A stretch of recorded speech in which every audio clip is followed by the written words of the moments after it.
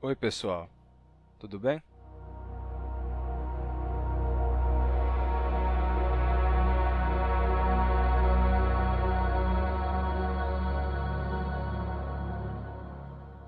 Hoje nós vamos falar sobre uma coisa que parece simples, mas talvez não seja tão simples assim. Vamos falar um pouco sobre as vogais. Mas primeiro aqui vai um recado para um aluno que foi quem motivou a criação deste vídeo. Konnichiwa, Haruki Filipe-san. O genki desu ka? Anata no shitsumon ga kikake de, kono video rokuga suru koto ni shimashita. E não, diferente do meu nível em outros idiomas, eu não sou fluente em japonês. Meu nível é bem básico, na verdade. Mas, às vezes, do nada, eu consigo fazer umas frases assim legais com o pouco vocabulário que eu tenho e surpreender o meu aluno durante as aulas. Ele é japonês e brasileiro. Então, como esse tema aqui foi sugestão dele, decidi fazer essa surpresa aqui para ele também. Mas vamos voltar agora para o nosso vídeo sobre as vogais. Na escola, a gente aprende de forma bem simplificada que as vogais são A, E, I, O, U. E dizer que as vogais são essas, que é A, E, I, O, U, tem certo valor, porque é uma simplificação boa para fazer com que as crianças entendam, pelo menos de forma superficial, o que são as vogais. Contudo, essa definição pode se tornar um obstáculo no futuro caso a pessoa queira aprender o que realmente são as vogais, porque ela vai estar com aquela informação que aprendeu quando era criança, né, de que as vogais são A, E, I, O, U, e depois isso poderia dificultar um pouco na compreensão do que realmente são as vogais. A gente aprende o que realmente são as vogais quando a gente estuda na universidade letras, por exemplo, ou linguística. A, E, I, O, U, essas letras que a gente aprende, elas são simplesmente letras. Tá? Elas são símbolos visuais que a gente pode usar para representar as vogais por escrito. Elas não são as vogais em si, porque, na verdade, vogais são sons, tá? Não são letras. As vogais são sons. E essas letras, A, E, I, O, U, são letras que nós usamos para representar vogais. Diferentes línguas têm diferentes quantidades de vogais. O latim, por exemplo, tinha 5 articulações vocálicas, que eram A, E, I, O, U. Então, eles consolidaram no alfabeto deles, né, no alfabeto romano, 5 letras diferentes para representar essas 5 articulações vocálicas. Entretanto, aconteceu algo posteriormente. Todas as línguas mudam, né? Com o passar do tempo, as línguas vão mudando, os sons vão mudando. E uma das coisas que aconteceram é que os sons do latim mudaram. E as línguas derivadas do latim, como o português, começaram a apresentar vogais diferentes daquelas que existiam em latim. Tá? Ainda em latim, já no período tardio, a gente já começava a ter vogais com articulações diferentes. Então, começou a acontecer que, por exemplo, o E longo, tá? O latim tinha vogais longas e vogais breves. E terminou acontecendo que o E longo, o O longo, as vogais longas terminaram ficando com sons mais fechados e as vogais breves com sons mais abertos. Tá? Como a vogal longa ela é, de fato, mais longa, então a articulação ficava mais clara, mas quando a vogal era breve, então a articulação ficava mais relaxada e ficava uma vogal mais aberta. Então, o E longo se tornou E, mas o E breve, E. O O longo, O, mas o O breve, O. Certo? Então, isso aconteceu em latim. Só que depois, essa diferença entre vogais longas e breves terminou se perdendo e as vogais terminaram ficando sendo só diferenciadas pela sua articulação, não mais se ela era longa ou breve, né? Em línguas românicas não temos esse conceito de vogais longas ou breves. E eu ainda pretendo fazer um vídeo em que eu vou explicar melhor sobre isso, sobre quantidade vocálica, né? Que são vogais longas e vogais breves. E aconteceu que, em português, nós terminamos ficando com 7 vogais orais. Tá? As vogais são sons, tá? Não são letras, são sons. As letras são só a representação escrita das vogais. Tá?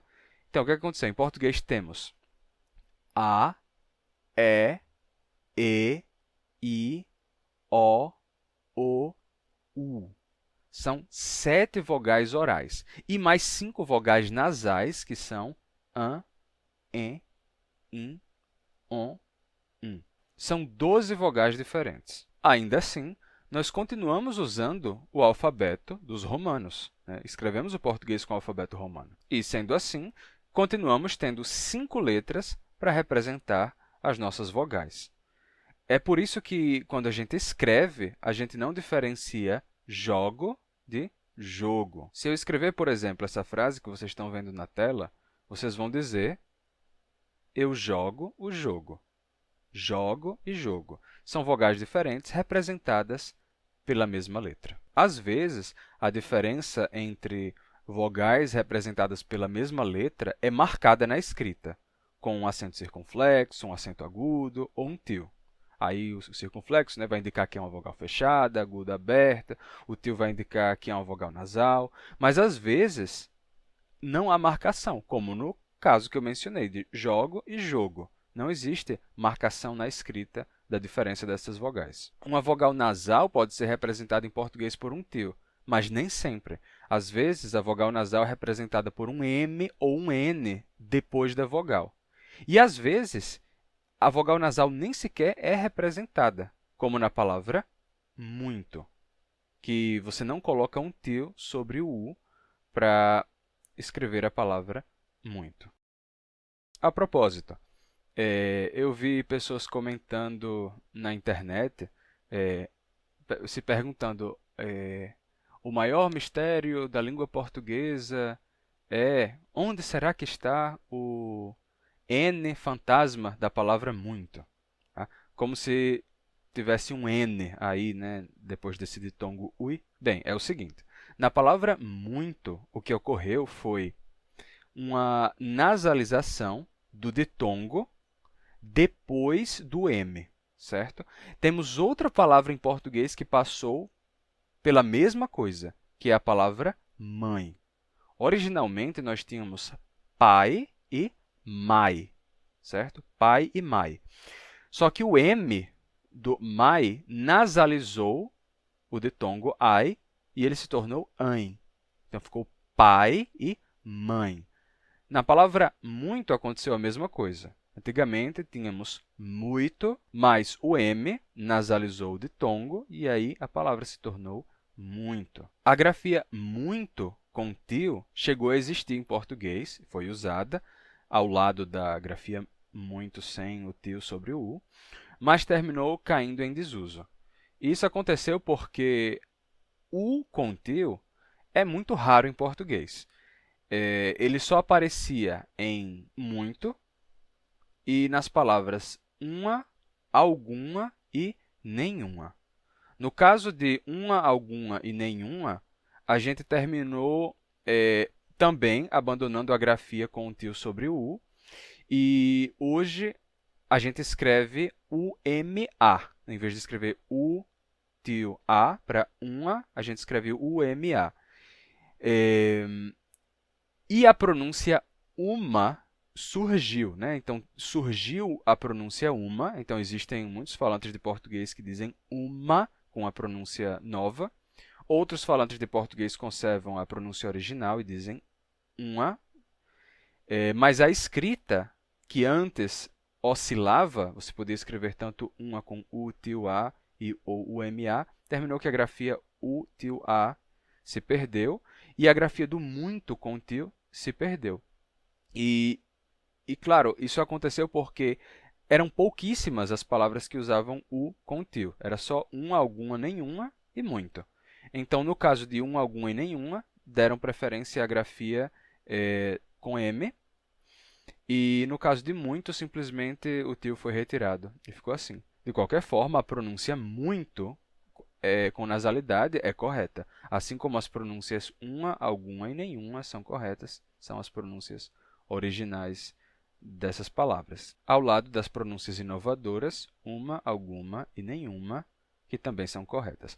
Eu falei sobre isso em outro vídeo meu, então se quiser ver isso com mais detalhes, com citações antigas de gramáticos que mostram essa transformação acontecendo na língua portuguesa, então vocês podem ver depois o meu vídeo lá sobre a palavra uma. Bem, mas vamos lá, vamos voltar para as letras A, E, I, O, U. O fato de a gente ter só 5 letras para representar vogais dá a falsa sensação de que nós temos só 5 vogais. E aí, alguém poderia apresentar a objeção. Ah, mas E e E são só variantes da mesma vogal. Um é um E aberto e a outra é um E fechado. São variantes da mesma vogal. E aí é que você se engana. Isso é uma ilusão que a gente tem, porque usamos a mesma letra em português para representar essas duas vogais. Temos a vogal e a vogal E. São vogais diferentes, mas escrevemos essas duas vogais com a mesma letra. Isso causa ilusão nas pessoas leigas na área de que são variantes da mesma vogal, quando não são. E se você parar para pensar, a distância entre E é a mesma distância que existe entre E e I. Então, temos E, I, O, U. Tá? As distâncias são as mesmas. E, I, O, U. Então, dizer que E e I são vogais diferentes, mas que E e são a mesma vogal, não tem lógica. Tá? Da mesma forma que dizer que O são vogais diferentes, mas que O são a mesma vogal, também não tem lógica. Isso é só uma falsa percepção que a gente tem, que é criada na nossa mente por causa das letras. Se por acaso nós tivéssemos mais letras para as vogais, tivéssemos uma letra para o E, outra letra para o E e outra letra para o I, então ninguém teria dúvida de que são vogais diferentes. Mas a nossa quantidade limitada de letras nos dá a falsa sensação de que são variantes da mesma vogal, no caso de E, quando na verdade são vogais diferentes. Por isso, no alfabeto fonético internacional, nós temos letras diferentes para cada vogal. Tá? O alfabeto fonético internacional foi criado para representar os sons das línguas humanas de forma precisa, porque cada língua usa uma letra para representar um som diferente. E, às vezes, dentro da mesma língua, a mesma letra pode representar sons diferentes dependendo do sotaque, dependendo da variedade linguística da pessoa. Para solucionar esse problema, temos o alfabeto fonético internacional, em que cada letra está conectada a um som. E aí não importa qual é a sua língua. Esse alfabeto é usado por linguistas, por pessoas que trabalham com fonética, fonologia, para fazer a descrição dos sons de forma precisa. Né? Porque se você pega uma letra como L, o L pode representar som de L, pode representar som de U em português, só que tem língua em que o L no final de palavra não tem som de U, L continua sendo L mesmo. A letra J em português representa o som de J, em alemão de J, em espanhol de J. Então, é um caos. Assim, no alfabeto fonético internacional, cada letra representa um som e isso não depende da língua da pessoa. E aí sim, nós temos símbolos diferentes para as vogais que existem em português. Então, as 7 vogais orais do português têm 7 letras diferentes nessa representação. Para as nasais, a gente faz de forma simplificada no alfabeto fonético internacional. Como as vogais nasais podem ter a articulação da boca, da posição interna da boca, igual à articulação das vogais orais, com a diferença de que a via nasal fica aberta para o ar passar também pelo nariz, então, no caso das nasais, a gente usa o mesmo símbolo das orais com um tio sobre a vogal. E em português temos 5 vogais nasais e não 7. Temos 7 orais e 5 nasais. Por quê? Porque nas nasais a gente não diferencia vogais abertas de fechadas. Então, nas vogais orais nós temos e, mas nas nasais nós não temos e. E não temos on e on. Nós só temos e on. Não tem diferença entre aberta e fechada nas nasais em português. Então, resumindo, quantas vogais nós temos em português? Nós temos 12 vogais com valor fonológico. São elas a, an, e, en, i, in, o, on, u, certo? 12 vogais. E temos 5 letras para representar essas 12 vogais. Então, as letras usadas para representar vogais em português são 5. Tá? E aí você vai fazer algumas indicações nessas letras, às vezes, para indicar a vogal representada. Às vezes coloca um acento agudo, um circunflexo, um tio, um M ou um N depois da vogal. Aí você vai indicar abertura, nasalidade, etc. Às vezes, ainda assim, a abertura não é indicada na escrita, então é algo bem complexo. Temos 5 letras para as vogais, temos 12 vogais com valor fonológico. E aí você se pergunta, 12 vogais com valor fonológico? O que é isso? Porque, na verdade, existem ainda mais do que 12 sons. Tá? São 12 sons que nós, como falantes de português, percebemos como sons diferentes. Mas aí, quando a gente fala, aí podem sair ainda outros sons. Por exemplo, quando dizemos a palavra casa, tem 2 As diferentes. Tem um A e tem um A. Não são o mesmo som, certo? Não são. Um é um som de A e o outro é o som de A. Então, temos casa, casa, casa, casa. Se eu pronunciar os 2 As do mesmo jeito, vai soar artificial. Olha, casa, casa. Ninguém fala assim. Ei, você quer ir lá na minha casa? Você quer ir lá na minha casa? Casa. Tá? Da mesma forma, se eu transferir o segundo A para a primeira posição, a palavra ficaria casa, casa. Certo? Então, nós temos 2 tipos de A. As vogais têm algumas outras variações, só que essas variações elas não podem mudar o significado da palavra. Em português, não pode existir a palavra casa, a palavra casa e a palavra casa, como 3 palavras diferentes. Não. Então, nesse caso, apesar do som ser diferente, é uma diferença que não tem valor fonológico. Então, a gente não conta entre as vogais que realmente existem para os falantes de português, porque mesmo que a gente produza alguns sons diferentes, essas variações não têm um valor fonológico na língua. Tá? Mas as 12 vogais que eu mencionei antes, elas sim têm valor fonológico e uma palavra pode ser diferente de outra, com sentidos diferentes, por essa variação. Assim como eu mencionei antes, né? Jogo e jogo são palavras diferentes. Um é o verbo na primeira pessoa e outra é um substantivo. Então, é isso, pessoal. Tá? Agora vocês já sabem, português não tem 5 vogais.